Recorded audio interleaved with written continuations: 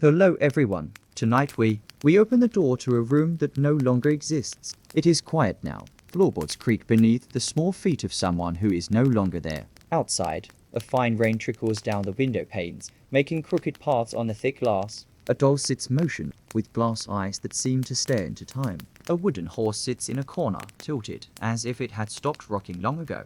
If you listen carefully, you can still hear the dry crack of a porcelain doll as it falls to the floor. The tinkling of wand springs, the echo of an old laugh that has been lost between walls of flowery wallpaper. So before you get comfortable, take a moment to like the video and subscribe, but only if you really like what I do here. And tell me, where are you right now? What time is it up there where time seems to slow down? Now might be a good time to dim the lights, make a hot drink, turn on a fan or a speaker that makes that white hum, almost like the sound of wind through old windows, because we are going to begin tonight's journey together. Today's story isn't about battles, or kings or queens. It's about toys, but make no mistake, these toys weren't made for the light-hearted joy we know today. They were born in an age of paradox where childhood was a testing ground, and every gift came with a little risk hidden under the ribbon. Imagine a time when giving a child a toy meant, perhaps, bringing them closer to a hospital. Not out of carelessness, but because the world, in its rush to colour modernity, still did not understand the poison hidden in vibrant colours, nor the invisible danger behind a glassy gaze. If you've ever been afraid of toys, wait until you see the ones that were made to hurt. It all begins in the second half of the 19th century, a time when progress hummed through factories and steam pushed the world forward. The Industrial Revolution, that name that sounds distant, was a factory of wonders but also of traps. And toys, those little reflections of the adult world, carried with them the substances and sins of industry. Middle-class families, newly born into society, wanted to present their children with status symbols. Rich dolls, well-made horses, little houses with windows. But to do so, they used lead, arsenic, ground glass, and raw iron. It was like wrapping a cut in a satin ribbon. And little by little, the children's room became a collection of subtle dangers, little colourful bombs, fragments of the new age hidden in harmless forms. And yet, so beautiful. But don't be in a hurry. I'll tell you everything, toy by toy. The rain continues outside, a whisper against the window pane. In a room not too different from the one before, a small wooden train sits still on the floor, its paint slightly chipped, but even faded, it's still so vivid. Emerald green, crimson red, a yellow like the yolk of a farm egg. These were not colours born from innocence. They were mixtures, potions, made from lead, arsenic, mercury. In the 1880s, colour was chemistry, and chemistry was still learning to be kind. Back then, beauty was dangerous, and no one warned the children. Imagine holding a soldier made of tin. His jacket is a brilliant green, the kind that glows in dim light. But that green came from a pigment called Scheller's green, born from copper and arsenic, the same element used to kill rats. When children played, the paint would flake. Their fingers, damp with sweat, would absorb the poison, and sometimes they would fall ill, slowly, quietly. A rash, a cough, a strange tiredness no one could explain. Mothers would enter the room and smell something odd, sweet, metallic, like coins left in a warm hand too long. They thought it was the scent of toys well loved, but it was the breath of oxidation, the whisper of chemicals leaching into lungs. Little girls kissed their dolls goodnight without knowing they were being kissed back by molecules too small to see. The toys smiled with silent danger, not just the paint, but the powders, the glazes, the varnishes. Many toys were lacquered with substances that shimmered when new, but under heat, under time, they broke down. Some turned into dust that floated invisibly in the air. Bedrooms filled with the perfume of death, dressed as delight. No one suspected, because in those days, the brighter the toy, the better the gift. Dullness meant poverty. Vibrancy meant love. Factories were proud. They showed of new dyes, new formulas. Advertisements boasted colour-fast brilliance, imported pigment, finishes that sparkled under gaslight. No one mentioned the side effect. Parents gave toys wrapped in hope, and children received them with joy. But sometimes, weeks later, the child was not the same. Feverish, pale, and no one could link the symptoms to the little box of paints left open by the window. Some children sucked on their fingers after painting. Others chewed on the edges of their toys. They did not know what their bodies were swallowing. Lead dust does not scream. It waits. It collects in bones, in blood, in dreams. Doctors were confused. They treated the symptoms but not the cause. And so, the toys remained. Silent suspects. Beautiful weapons. If this story stirred something in you, well, there are others like it. Tiny pieces of history hidden in childhood's shadow. So if you feel the room softening, if your eyes are getting heavier, stay with me. There's more to explore. Maybe tomorrow night. Maybe just after this. And maybe then, we'll find out what a porcelain doll can do when the room is dark and no one's watching. She sat there, always upright, always watching. A porcelain doll on a wooden chair, dressed in lace faded by the passage of light. Her glass eyes reflected the smallest flame from a candle across the room. She never blinked. Children in the Victorian era loved these dolls, or said they did, but something in the silence of their faces unsettled even the smallest hearts. And when the night crept in and the shadows grew longer, the eyes never moved. Yet they followed, or seemed to. That stillness could feel loud. These dolls were made from bisque, a type of ceramic fired twice for strength. Their skin was pale, too pale, and cold. Their cheeks were painted with gentle blush, but sometimes the red flaked off. A crack would begin near the jaw, just a hairline at first. Then, under the careless touch of play, it deepened. And when it broke like glass. Sharp edges waited behind that soft smile, waiting for fingers, for cheeks, for the trusting hands of children who didn't expect betrayal. The limbs were attached with wire, often iron, rusting over time. Inside the hollow body, springs and strings pulled tension across fragile joints. A child could lift the doll and feel the weight shift strangely. The limbs sometimes swung too freely, sometimes stuck. And if one snapped, it snapped like a trap. Fingers got caught, skin torn, even as the doll's face remained serene, unchanged, unbothered, a cruel kind of calmness. Children gave them names, whispered secrets into their unhearing ears, tucked them into small beds made of threadbare cloth. But over time, the dolls became strange companions. Dolls that once comfort now lingered in corners, sitting, watching. Some children reported dreams filled with broken faces, eyes that hovered even after waking, a gaze that continued long after the game had ended. Mothers passed these dolls down through generations, from one daughter to the next, carrying not only sentiment but danger. Because time did not make the porcelain softer, it made it more fragile, more likely to snap. Some dolls, stored in attics, grew cold and brittle, and when rediscovered, their touch was like frost, cracking skin, drawing blood, wrapped in nostalgia, but edged in harm. To look into those eyes today is to look into a mirror of the past, a reflection of innocence paired with injury. Why did they make them so still, so quiet? Why must beauty carry such sharpness? No one knew, or if they did, they didn't speak of it. They just kept placing them gently into the arms of children, and children, with trembling hands, accepted them. If your skin tingled remembering her stare, maybe she never really left. Maybe somewhere, in a box in someone's closet, she's waiting. But do not worry, I'll be right here, telling stories when the night returns. Maybe about toys, maybe about something else, but always softly, always slowly, until your thoughts begin to fade like the echoes of porcelain tapping against wood in a long-forgotten room. There is something hypnotic about a wooden rocking horse, the way it moves gently back and forth, as if caught in a dream. In the quiet rooms of Victorian homes, these horses waited, their painted eyes wide, manes carved with care, and saddles polished smooth from small legs climbing over and over again. Children would hold the reins with hands still sticky from jam or ink. They imagined galloping across green fields or escaping through forests no one could see. But beneath the innocence of the ride, there were nails, screws, splinters, waiting for a shift to sharp. The balance was never perfect. Some horses leaned to one side. Others had bases that creaked or twisted with use. A sudden lurch could send a child tumbling headfirst, onto wood, onto stone. The accidents came silently. A cracked tooth, a split lip, in some cases, worse. Some rocking horses hid metal pins beneath the saddle, meant to hold joints together. When these loosened, they poked through. Children would scream.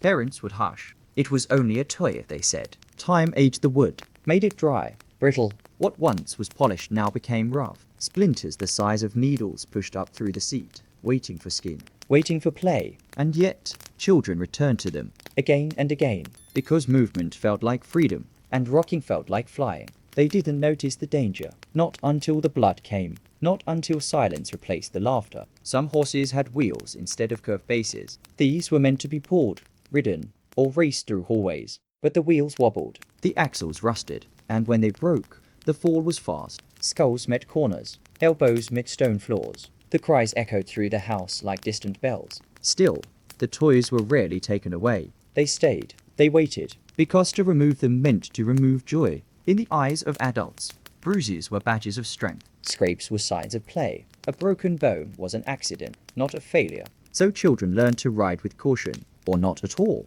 Some avoided the horse, others climbed with hesitation, but many climbed anyway. Because what else was there? In a world where games were limited, the horse was a friend. A thrill, a risk wrapped in varnish. The image of a child rocking gently under dim gaslight is a soft one. But sometimes softness hides sharpness. In the dark, things look safer than they are. And in the morning, a bruise might bloom like a flower across a cheek. And no one would speak of it. Just another night, just another fall. The horse would be wiped clean, and the game would begin again. If you can still hear the creak of wooden legs on old floors, you are not alone. Some memories ride with us long after the toy is gone. I'll be here if you want to keep wondering. We can rest for now, or continue gently, because the night is long and the stories are quiet, just like that old horse, waiting. Still, the kitchen was often the heart of the Victorian home, warm, fragrant, filled with clinking pots and soft footsteps on stone floors. Little girls would watch their mothers cook by candlelight, and so it seemed natural to give them stoves of their own, miniature replicas, cast iron, detailed, beautiful, but not just for pretend. These stoves worked. They had small chambers for kerosene or alcohol, real flames, real heat, and in the flicker of those flames, danger quietly dawned. The idea was to prepare girls for their future, to make them familiar with domestic life early. They were taught to boil water, to heat tiny pans, sometimes to bake real biscuits in ovens smaller than a book. Parents smiled, guests applauded, but while the girls played at burns for skin met metal that stayed hot long after the fire had died. Sleeves caught the flame, hair singed, and no one imagined removing the toy. Accidents were common, but rarely spoken of. A hand wrapped in cloth, a blister left to heal in silence. One moment of carelessness, and the fire would leap. Onto curtains, onto rugs. Entire rooms lost to a child's lesson in homemaking. Still, the stoves remained, because they were seen as tools of growth, instruments of education, and beauty in that era often excused the risk. The stoves were made with ornate details, tiny handles, hinged doors, painted flowers. They looked harmless, delicate, like something from a fairy tale. But inside was fuel. Inside was potential for destruction. And when a flame whispered out from the burner, no one noticed until the smoke spoke louder. The quiet danger of controlled fire in small hands became a story no one wanted to tell. Sometimes the smell of burnt cloth lingered for days. Sometimes the child never played again. But others returned to it, drawn by the fascination, the thrill of lighting something real, the pride of making heat. They mimicked what they saw, stirred like their mothers, measured like their aunts, but without the experience, without the caution. And the fire did not care who held the match. Some stoves cracked from repeated use, others leaked, and when the fuel spilled onto the floor, it was invisible, waiting. One spark, one ember, and then a lesson too late to unlearn. And still, they were sold, displayed in catalogues as gifts for well-behaved girls. And perhaps they were, until they weren't. If you feel the warmth of that little flame in your imagination, remember this. Even the smallest fire tells a long story. And I will be here to tell more. When the embers fade, when the night deepens, when you're ready for another flicker of memory, quiet and steady, and waiting just beyond sleep. In a quiet room, a small boy sits cross-legged on a faded carpet. Before him lies a wooden box. Inside, glass vials shimmer faintly. Powders, liquids, small tools with metal tips. It is a chemistry set, a gift, a promise of knowledge, of discovery. His hands are steady, his breath shallow with focus. Outside, the world turns slowly. But inside this room, science waits. Not gentle science, but one with teeth and danger, hidden behind names too long to pronounce. Victorian chemistry sets were not toys in disguise. They were real. They contained elements used in laboratories. Nitrate of silver, red phosphorus, potassium chlorate, even cyanide in some rare and costly editions. Instructions encouraged mixing, heating, observing reactions, sometimes with matches, sometimes with flame. The kits promised wonder. They delivered more. Fumes, explosions, tiny fires that lit up the face of a child just before the smoke spread. Some kits came with goggles. Most did not. Safety was a whisper, not a rule. The boy might dip a stick into a powder and see it spark blue. He would laugh, repeat. He did not know what he inhaled, or what touched his skin. His fingers would carry traces, onto bread, into eyes, and slowly, almost silently, symptoms would appear. Nausea, burning lungs, a strange sweetness in the mouth that no one could name. Parents encouraged the experiment. They believed in progress, in raising boys to be scientists, to explore fearlessly. but they underestimated the hunger of chemicals, how they crept into the air, into the folds of clothes, onto desks shared with younger siblings, and when something went wrong, when the glass shattered or the flame leapt too high, they called it mischief, never misjudgment. The sets were beautifully crafted, labels handwritten, boxes lined with velvet or felt. A boy might feel like a magician, an alchemist, powerful and precise, but no one warned him that some of the most dangerous substances had no smell, no color, just consequence. The room where he played could carry the echo of an accident for years. A stain on the wallpaper, a missing curtain, a scar. Some children lost sight, others burned fingers until the skin grew uneven.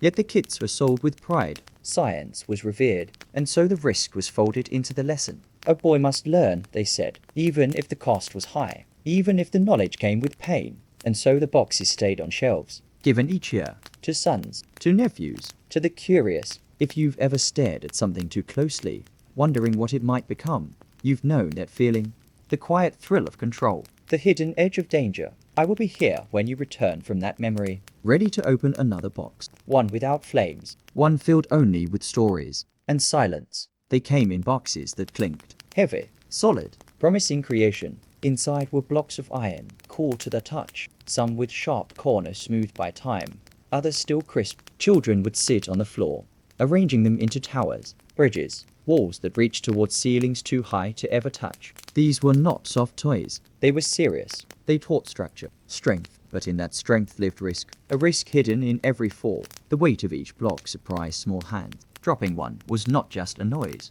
It was a bruise, a gasp, sometimes a scream. When towers collapsed, they didn't scatter gently. They struck. Faces, fingers, toes. Each piece carried mass and intent. There was no padding in these games, only the sound of iron meeting wood, or flesh, and the silence that followed. Mothers dusted the pieces without concern. Fathers encouraged the play. Building was seen as noble, engineering in miniature, but the materials lacked mercy. If a block slipped from a table, it could shatter a plate, or a tooth. Some children learned quickly to be cautious. Others learned only after the first drop left a mark. And even then, they returned, because the pieces were beautiful in their purpose. They stacked with precision, balanced with care.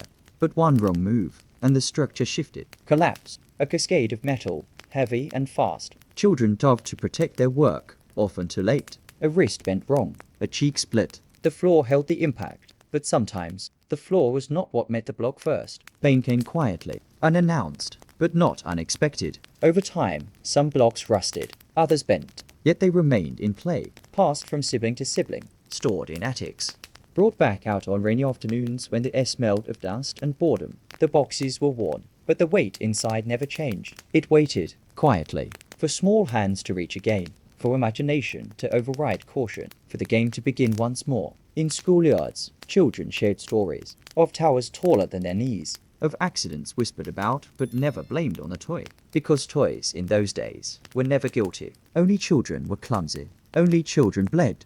The iron remained clean, untouched by fault. Its silence was part of its charm. If your foot ever tingled at the memory of something heavy falling, you are not alone. Some toys never truly leave us. Their echoes return in dreams, in aches that never fully fade. And I will be here, holding another story in my hands, ready for you. When the world quiets again, it started with a pop, a small sound, almost playful. A cork gun, held tightly in the hands of a child who imagined battles fought in gardens and victories won behind hedges. These toys looked harmless, made of wood, sometimes metal. A string held the cork in place. Pull the trigger, and the cork flew. Laughter followed. But then came the others, the lead pistols, heavier, colder, more real, shaped with care to look just like the ones adults carried. But these were for play, or so they said. Some pistols used caps that sparked, tiny bursts of powder, enough to frighten a cat, enough to startle a friend, but not always enough to stay safe. Children modified them, added pieces, removed safety pins that were barely effective to begin with. Some learned how to turn the cork into something sharper, some replaced it entirely. Suddenly, what had been a toy became something else, something closer to harm. The lead was soft. It dented easily, bent under pressure, but it also carried weight. When held, the pistol did not feel like fiction. It felt like promise, like danger. Children pointed them at each other without knowing the true echo of that shape.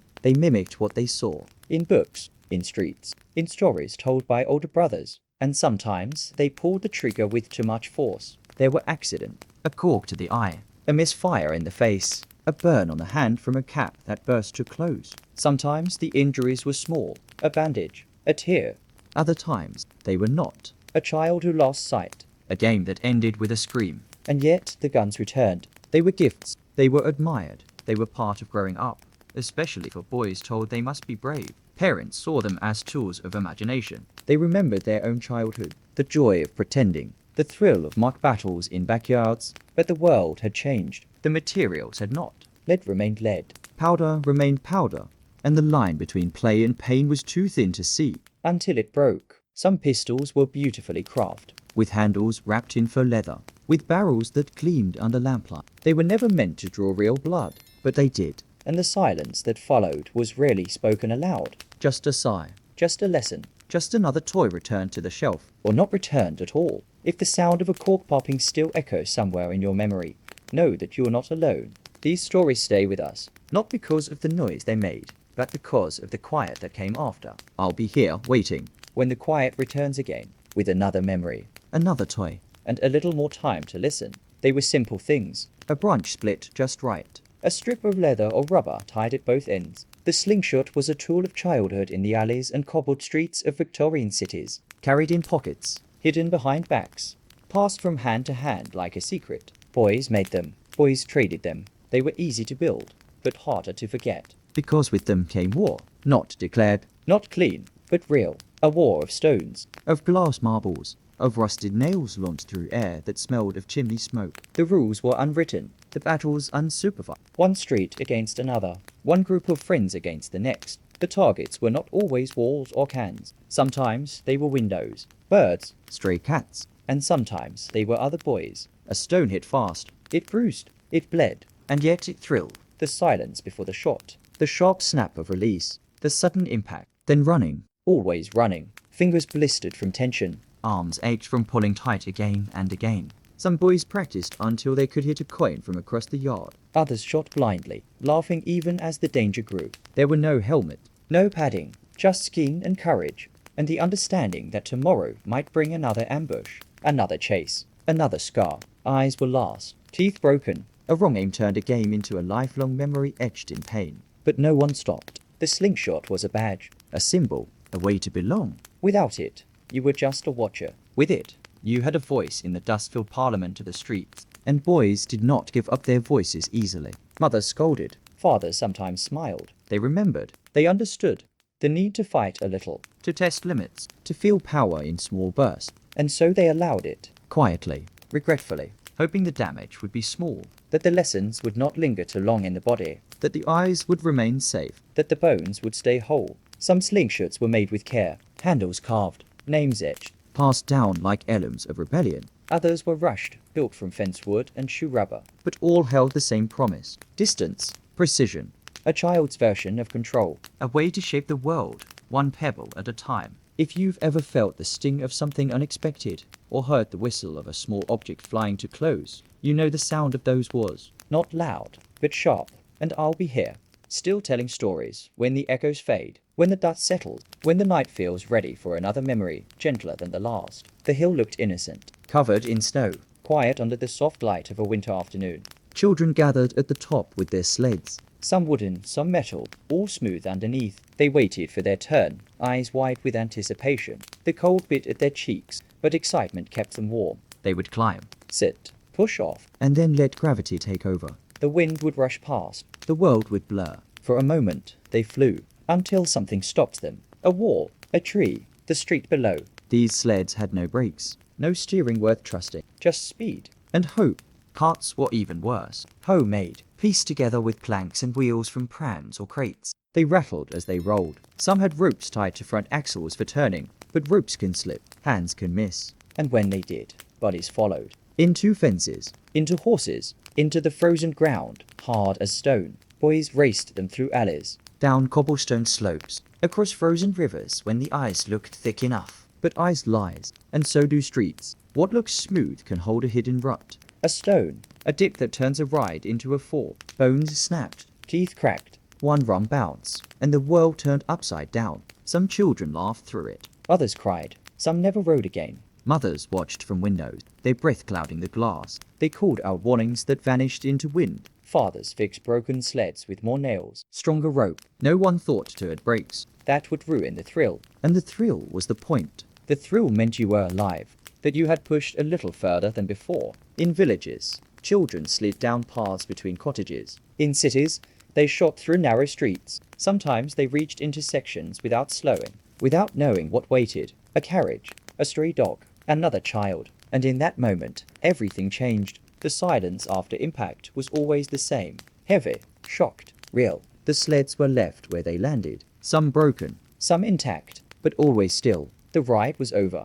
The echo remained, of metal scraping ice, of wheels spinning long after the fall, and sometimes of a voice calling a name that didn't answer. Not right away. If you've ever dreamed of flying downhill with nothing to stop you, then you know part of this story. And if the memory makes your chest tighten just a little, you're not alone. I'll be here when you return, with another tale, one a bit softer, one that lets you rest. The room was warm, too warm.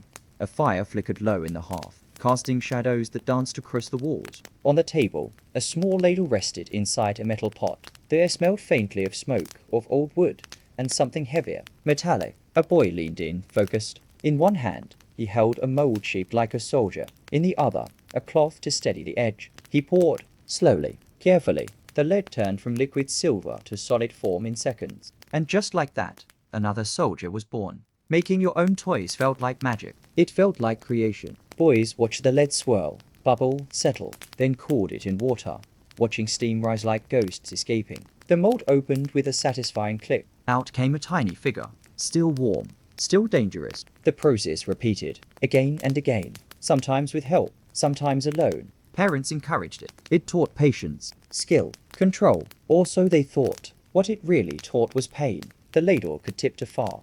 The mold could slip. Lead did not forgive. It clung to skin, burned deep, left marks that never quite healed. Some children screamed, others did not. Shock stole their voices. The silence that followed was thicker than smoke, and longer lasting. But the next day, they often tried again. The soldiers themselves were beautiful. Tiny details in buttons, rifles, faces. Rows of them lined up on windowsills, ready for imaginary wars. But the cost of their creation was real. Lead dust in the air, in the lungs, on fingertips that later touched food, touched faces. The poison entered slowly, without sound, without scent, and stayed. Mothers dusted the windowsills unaware. Fathers praised the discipline, the craftsmanship. They remembered their own childhood, bent over flames, building armies one drop at a time. The tradition passed through generations, along with the symptoms. Fatigue, tremors, strange forgetfulness. But no one linked it to the toys, to the quiet ritual of molten metal poured in shadows. Even the molds told a story.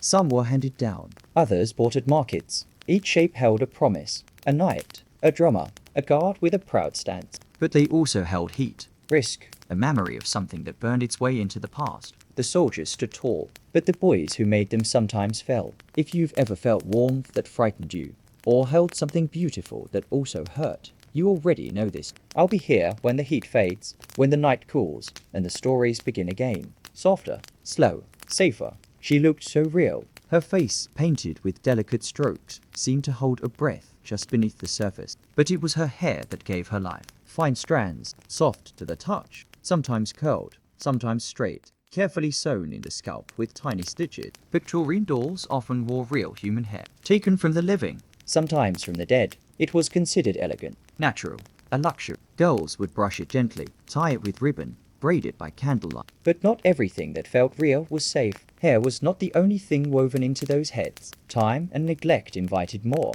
Dust, moisture, mold, microscopic guests that grew slowly in the dark. The scalp, often made from cloth or leather, absorbed what the air offered. And air in those days was thick with coal smoke, catching grease, and unspoken illness. Parasites found their way in.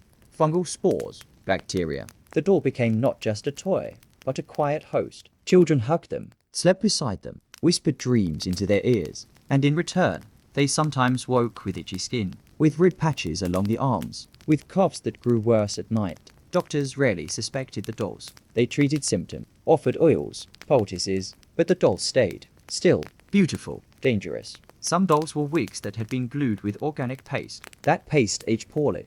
It soured. It cracked. It attracted insects. Beneath the curls, Colonies of decay took root. Families passed these dolls from mother to daughter, not knowing, not checking, believing beauty meant safety, believing stillness meant peace. In some homes, children grew afraid of their dolls, not for how they looked, but for how they smelled. A dampness, a sweetness gone wrong. They could not explain it, could not point to a wound, but something was off, something that lingered. After the room was cleaned, after the doll was dressed in fresh linen, the discomfort remained. Mothers rarely listened, fathers even less. They saw only a quiet child with companion, and they were grateful. Dolls kept children still, occupied. They did not question the fevers, the rashes, the lingering sadness in the eyes of a girl who no longer wanted to play. The doll sat by the window, watching, absorbing. If you have ever held something from the past and felt unease, you understand this feeling. Not all danger announces itself. Some of it smiles with glassy eyes and soft hair. I will be here, as always, when the night grows quiet. With another story, another whisper from the attic of history. The carnival arrived with music, faint, far off, carried on the breeze. Children ran toward the lights, toward the colors that broke the monotony of everyday life. Stalls lined the dirt paths, painted faces, laughing mouths, spinning wheels, and prizes. So many prizes. Bears with button eyes, dogs that squeaked, ducks with ribbons tied around their necks. They hung from strings. They looked soft, inviting. But what waited inside was not softness at all. These toys were made in haste, sewn quickly, stuffed with whatever was cheap. Not cotton, not feathers, but scraps, metal shavings, broken glass, rusted nails gathered from workshop floors. Whatever could fill the shape, whatever gave it weight. They were never meant to last, just to please for a moment, to be won, to be held, and sometimes to hurt. A child would hike the toy close, press it to their chest, carry it home with pride, only to wake later with scratches on their arms, blood on the sheets. Parents would open the seam, expecting fluff, but inside, they found something else, something cold, something that should never have touched a sleeping child. And yet it did, over and over.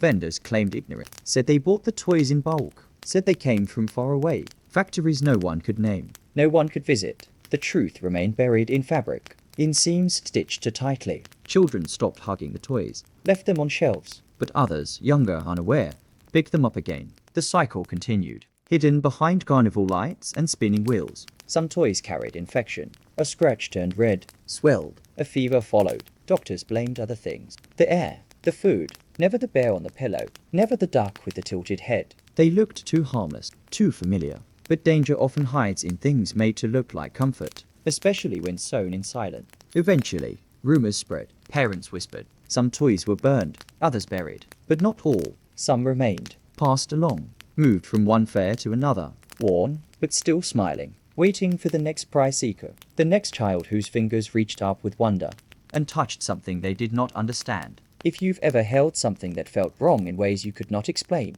you are not alone. Some comforts are illusion. Some prizes are traps. I will be here when the music fades, when the lights dim, with another tale. Just beyond the cotton candy and the rusted carousel. Sound was a wonder. In an era of silence between gaslight and ticking clocks, toys that made noise felt alive. Children were drawn to them. Wind-up music boxes with delicate gears. Small whistles shaped like birds. Bells that chimed with a shake. Each one carried a promise, not just of sound, but of magic. But inside those pretty sounds, danger waited, coiled like a spring too tight. Hidden behind panels no child could resist prying open. Some whistles were made with pressurized gas. A novelty, a marvel, until the seal broke, until the metal cracked from too much pressure. Then came the hiss, then came the pop.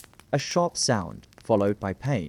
Pieces of toy scattered like shrapnel, into hands, into faces. The music stopped, replaced by cries. Parents rushed in, too late to stop what had been disguised as fun. Music boxes, too, held risk, especially those powered by heat or early batteries. Their wiring was often exposed, twisted without care. The turn of a crank could ignite a spark. The song would begin, delicate and haunting, but sometimes halfway through, smoke rose, a scent of burning cloth, of metal melting. The box became hot to the touch, too hot, and the tune ended in silence, heavy with fear. Children learned to fear the warmth, but not all. Some returned again, hoping the box had changed, hoping the whistle had healed. They missed the sound, missed the tiny voice that filled their rooms before sleep. It was hard to say goodbye to a melody, even one that hurt. So they tried again, cautiously, bravely. Makers rarely warned. Instructions were short, labels faded. Warnings, when they existed, were printed in small letters,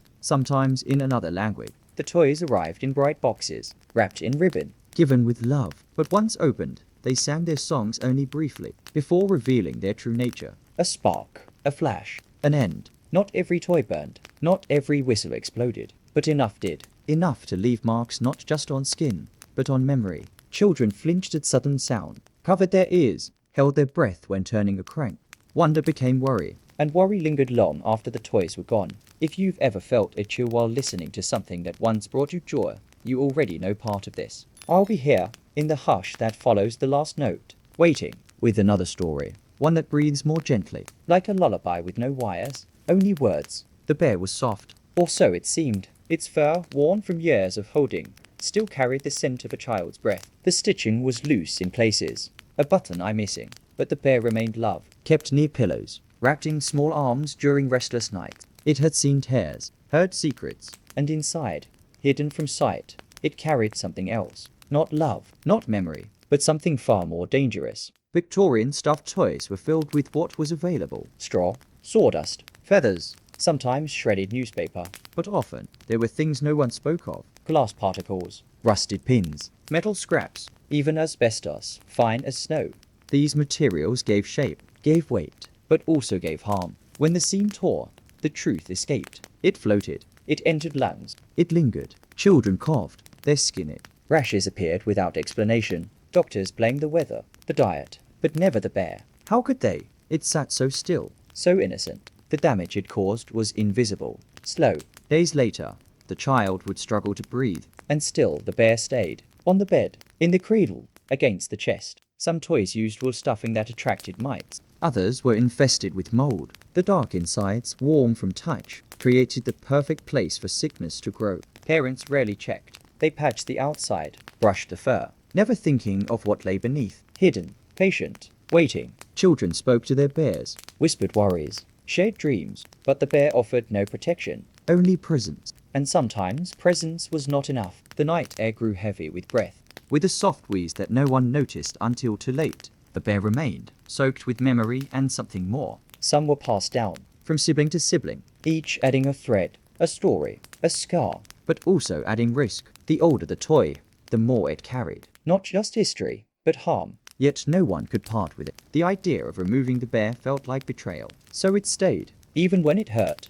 If you have ever held something you loved, even as it caused you pain, then this story is already inside you. I will be here, in the space between memory and rest, ready to unfold another quiet danger, another soft story, one you can fall asleep to without fear. They hung from doorframes, from beams, from makeshift playgrounds where grass met dirt and wood met sky. Climbing toys were simple, ropes tied to planks, wooden ladders leaning against trees, tiny structures that invited small hands to grasp, to lift, to ascend. The thrill was in the height, in looking down and seeing the world shrink, in feeling just a little closer to the clouds. But what pulled them upward could not always hold them. The ropes frayed, the wood splintered, nails loosened over time, and the toys, never made to last, gave way. Children fell, from 1/2 meter, from 3, from more. Some landed on grass, some on stone, some did not rise right away. A twisted ankle, a broken wrist, a silence that spread faster than a scream. The climb had ended, the price had begun.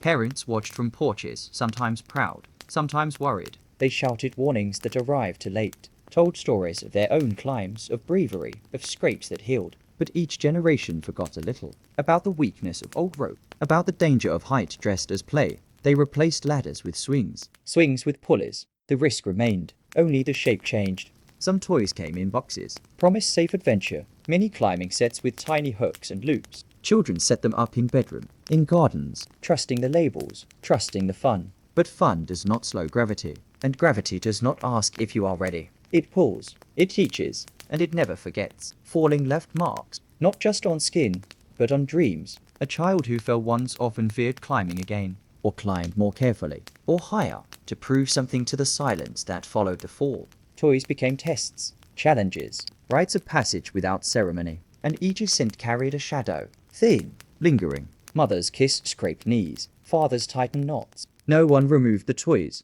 They were too loved, too full of pride. The idea that falling could be a teacher softened the pain, until it didn't, until a fall took too much. and the rope was finally cut, folded, placed away, but never quite forgotten. If you have ever stood on something unstable and felt your heart pause, you know this story. You carry it in your bones. I will be here, with feet on steady ground, offering the next tale. One that does not climb, one that rests. The box looked harmless, small, labeled with a red cross painted slightly of center. Inside were tools, shiny, precise. A child's doctor kit from another time. But this was not plastic, not soft. The instruments inside were real, cold to the touch. Tiny scissors that could cut. Glass bottles filled with colored liquid. Labels handwritten, and in the center, nestled between folded cloth, a real needle. Slender, sharp, honest. Children loved to play healer, to mimic care, to treat dolls, siblings, even pets. They wrapped bandages, took pretend temperatures, mixed potions with the seriousness only childhood allows.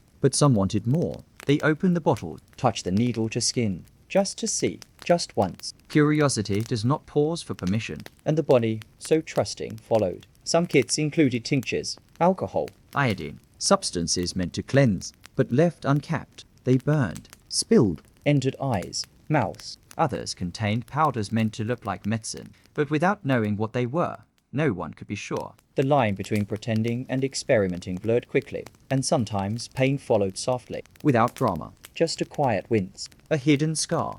The needle was the most dangerous. It looked so perfect, like something from a real hospital. Children pricked fingers, watched the blood bead, tried to stitch cloth or skin. They were not reckless, only earnest, believing that to be a good doctor, one must feel the work. And so they did, one thread at a time, one drop at a time. Parents watched with affection. They saw learning, compassion, but did not see the cut, the infection, the glass bottle that fell and shattered, tiny shards invisible on the floor, until bare feet found them, until the child cried, holding a foot that bled quietly on the tile. The kit was put away, but not always forgotten. Some children kept the tools, hid them under beds, took them out when no one was watching. They wanted to help, to understand, to heal. But healing can begin with hurt. And toys that mirror real life too closely sometimes forget to remove the risk. They offer knowledge, but also consequence. If you've ever reached for something that felt both important and too sharp, you carry this story. I will be here when the instruments are back in their box, when the bottles stop clinking,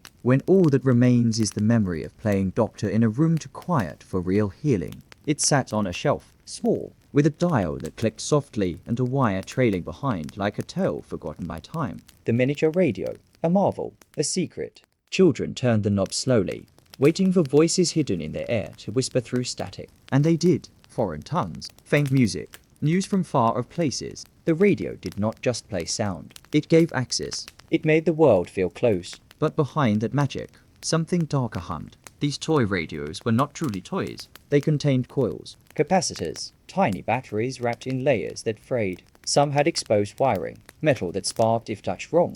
If the antenna shifted too quickly, if a hand reached where it shouldn't. The electricity was low, but not harmless. A jolt traveled fast, unexpected, sudden, enough to startle, enough to hurt. Children liked to tinker. They unscrewed the back, touched copper, pulled at the inner pieces. Sometimes they connected wires that were never meant to meet.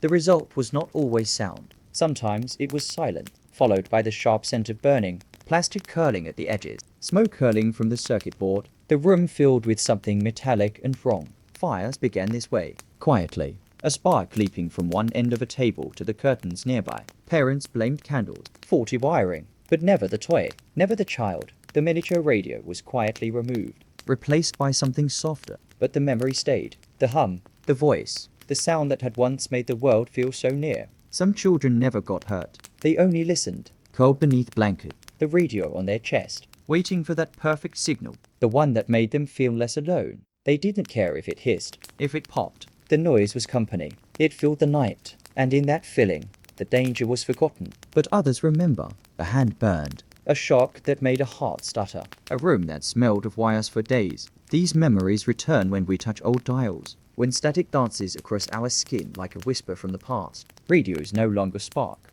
but the fear lingers, subtle, in the bones. If you've ever been drawn to the sound of something distant and felt a chill instead of warmth, you already know this story. I'll be here when the frequency fades, when the room quiets, with one more tale, tuned softly, meant only for you. In quiet drawing rooms and noisy factories, ideas turned into products, and products turned into toys. The Victorian toy industry was growing, rapid, proud. It promised adventure in every box, courage wrapped in paper.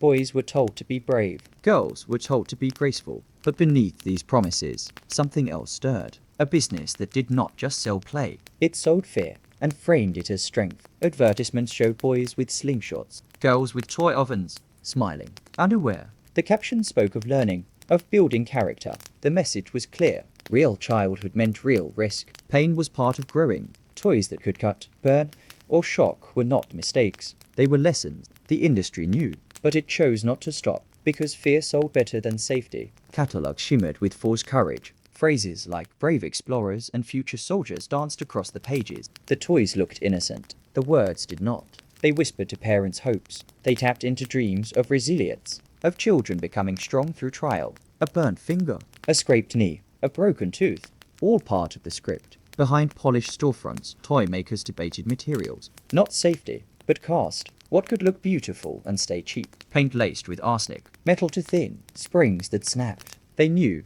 but numbers won. Always. Children were not customers. Parents were. And parents were told what they wanted to hear. In boardrooms, men spoke of seasonal sales, of how danger could be disguised as design, of how each toy needed a story, a myth of mastery, a test of character. The industry became a machine, one that shaped childhood into something sharper, something that bit back. And yet, no one turned it off. Toys kept arriving, wrapped with care, given with pride. And when a child cried, the toy was blamed only briefly. The message remained. Be tougher, be wiser. Next time, hold it better. The marketing worked. Fear was no longer a warning. It was a badge, a currency of worth passed from adult to child.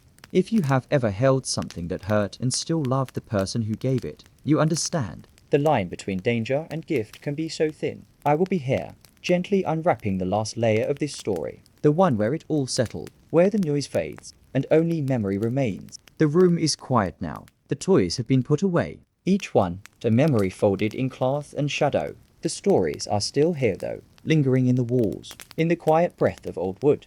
The children who once held those dangerous toys grew older. Some carried scars, others carried silence. But they survived, not because the toys were kind, but because they were resilient, or lucky, or both. They grew up with burns on their hands and lessons in their bones. They remembered the sting of metal, the sharpness of glass, the heat of lead. They laughed about it sometimes, told stories at tables with cups of tea, about the doll that bit, the horse that threw, the stove that roared like something alive. The pain turned into myth, into pride, because to survive childhood was to earn a kind of armor. But some memories stayed softer. A child's breath on the window, a bear hug tight during thunder. Even the dangerous toys held tenderness. The risk did not erase the comfort. It only sharpened it, made it more fragile, more human. And perhaps that is why these stories matter. Not for their danger, but for their depth, their honesty. We no longer give children arsenic paint, or iron blocks, or needles in velvet boxes. The toys have changed. Softer, safer, brighter. But the echoes remain. In attic corners, in antique shops, in the stories whispered just before sleep. They remind us how far we've come, and how close we still are to the edge between play and peril. Maybe tonight, you will look at something differently. A toy from your past, a scar you had forgotten, or the way your fingers curl when remembering a fall. That's all right. Memory is not always kind, but it is always true. And in that truth, there is rest. Because we are no longer there. Only here, only now. And if this story touched something in you, there are more waiting, quietly, in drawers, in dusk, in the soft shuffle of pages turning. You don't have to search. I will find them for you, one by one, night by night, until history becomes a place you visit in comfort, in calm, in sleep. So turn the volume down, let the room darken, maybe light a candle, or just close your eyes. I'll be right here, whispering, until dreams arrive and carry you where the toys no longer hurt. Only remember,